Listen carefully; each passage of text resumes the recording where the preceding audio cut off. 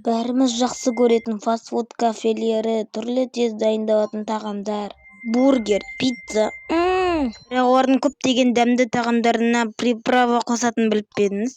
Фастфуд қайдан шыққан, қалай пайда болды, негізін қалаушы кім? Ол арзан фастфудтарын, котлетін сүйектен жасай ма? Неге бір фастфуд үшін мыңға жуық адам уланып, балалар көтере алмай қайтыс болды? Қалай дайындалады? Жалпы қызық болмаған ба? Сәлем, сіздермен Рауан. Бүгінгі видеода фастфудтың ащы шындығын ашатын боламыз. Если что, тамақ жемей көріңіздер. Видеоны соңына дейін қараңыз. 1921 жыл. Американың Канзас-Сити штатында Уайт Касл желісінде пайда болды. Негізін қалаушылар Билли Инграм және Уолтер Андерсон. Оған дейін адамдар көшеде сатылатын ет өнімдеріне сенбейтін. Екеуі асхананы аппаққа бояп, көрерменнің көзінше етті таза пісіріп, көрерменнің сеніміне кіреді. Бұған дейін ақш-та бургер кедейлердің лас сапасыз тамағы болып есептелген. Кейін екі жігіт өз асханаларында бургер пісіреді. Ол бургерлерін 5 центке ғана сатқан. Тек 5-ақ қана центке сатқан. Ол біздің теңгемен 23 теңге. Екеуі сосын Уайт Касл ресторандарын тез көтеріп алады. Ал біз көп сызбай, ендеше келесі тақырыпты бастайық. Арзан наггетсілер мен котлеттер таза еттен жасалмайды. Олар сиырдың және тауықтың сүйек қалдықтары мен терілерді езіп жасалады. Мына видеоларға просто без комментариев қараңыз.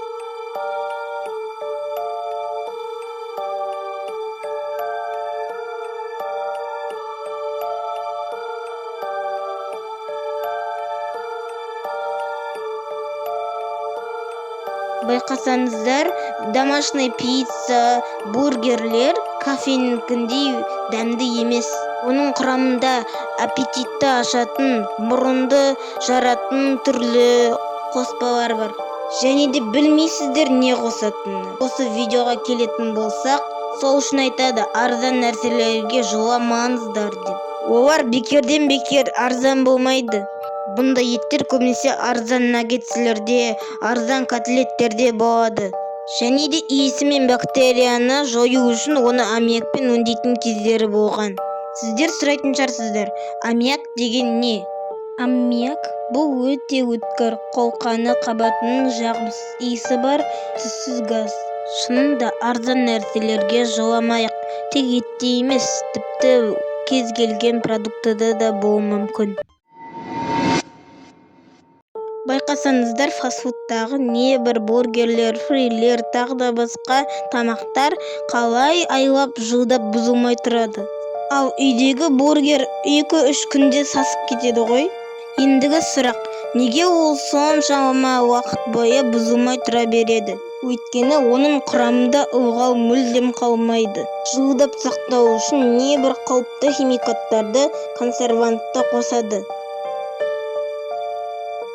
Морган Сперлок деген режиссер өзіне эксперимент жасаған. Ол 30 күн бойы тек қана фастфуд жеген. Енді ойлайтын шығарсыздар, фастфуд кәдімгі тамақ, біздің күнделікті жеп жүргеніміз десеңіздер, қателесесіздер. Морган Сперлок небәрі 30 күннің ішінде ол 11 келі салмақ қосып, бауыры үстен шыға бастаған, депрессияға түскен. Дәрігерлер, егер ол экспериментті тоқтатпаса өліп кететінін айтқан. Бұл нақты болған оқиға. Көрдіңіздер ме, фастфуд жеп тіпті өліп кетуге болады. Неге кейбір фастфуд ресторандары қоржынға ойыншықтар қосады? Балалардың көңілін көтеру үшін бе? Жоқ. Олар балалардың миын кішкентай кезінен бастап фастфудқа тәуелді қылу үшін осындай қулықтар жасайды. Бала тамақ үшін емес, ойыншық үшін ата-анасын жетектеп сонда апарады. Сосын осының арқасында көптеген ақша табады. Ғалымдардың зерттеуі бойынша фастфуд құрамында транс майлар адамның есте сақтау қабілетін нашарлатады. Оны көп жейтін балалар сабақты нашар оқи бастайды және тез ашуланшақ, жүйкенің жұқаруы пайда болады.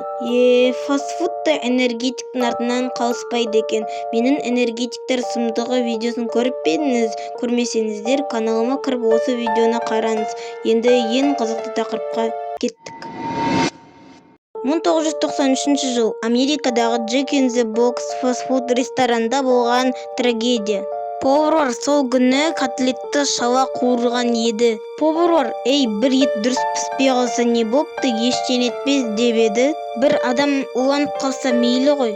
Бір емес, 1000 адам уланып, оның ішіндегі 4 кішкентай бала көтере алмай қайтыс болды. Ғалымдар зерттеп көрсе, ішінен адам ағзасына қауіпті E. coli 0157 бактериясы табылды.